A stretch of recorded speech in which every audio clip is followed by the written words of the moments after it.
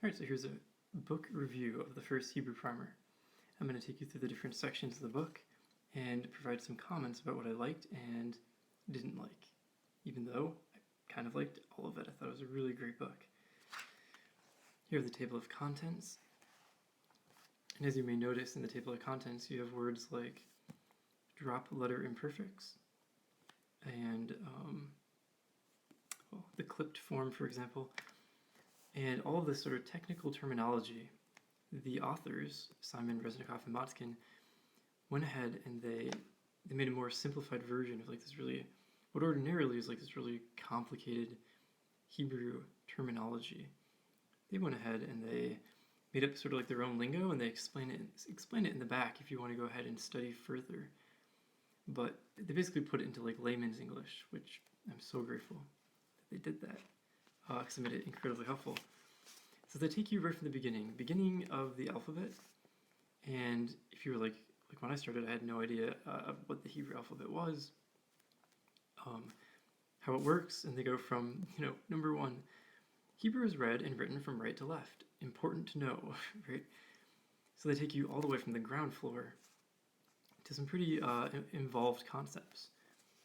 And not being an excellent language learner myself, maybe not being the most skilled at that, at least, maybe moderately so. Nevertheless, this book just so good that,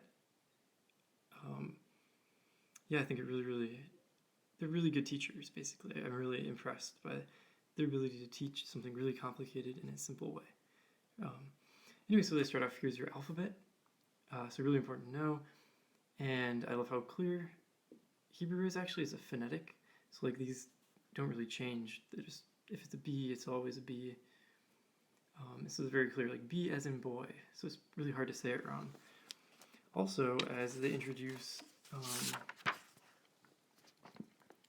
once you begin putting together like vowels and consonants, you have like B-E-D. That's not the Hebrew name for it, but nevertheless. So you can be like bed, and then it says bed, and if you're saying it like bad, then you know, it's supposed to be pronounced bed. So the pronunciation is kind of built in as well. They have excellent homework practice sessions you can do.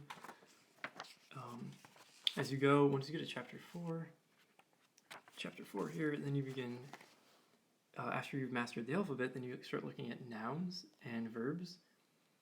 The nouns start off pretty simple, like man, house, son, etc. The lessons are really well laid out. That's really all I can say. Now, one of my favorite things, though, I'm going to jump ahead a little bit.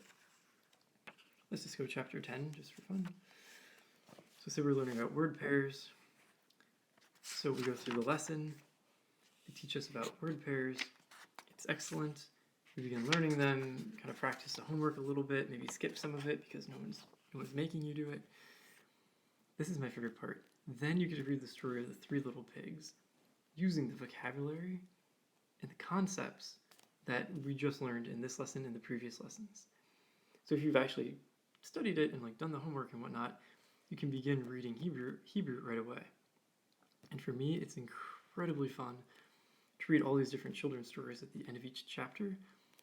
And I think reading it really helps it stick in your head.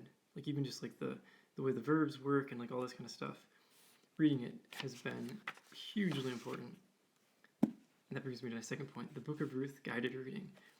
After chapter 10, at the end of each chapter, you have a guided reading in the Book of Ruth. And at first, they simplify the text, but as you keep going, eventually, here's an example, eventually the text becomes the full biblical text of the Book of Ruth. And then it's a guided reading because they have the translation and assistance by like telling you what stuff is if you don't know. You can read the Book of Ruth and they walk you through it. In the back of the book, there are tons of verb spelling charts and whatnot. Don't let them scare you. They're actually really handy to have around. And of course, a Hebrew-English glossary. And that's incredibly helpful because if you don't know what a word is, you can look it up. So that's all the time I got, but I can't speak highly enough of this book. So if you're looking for a book, this would be the one, I think.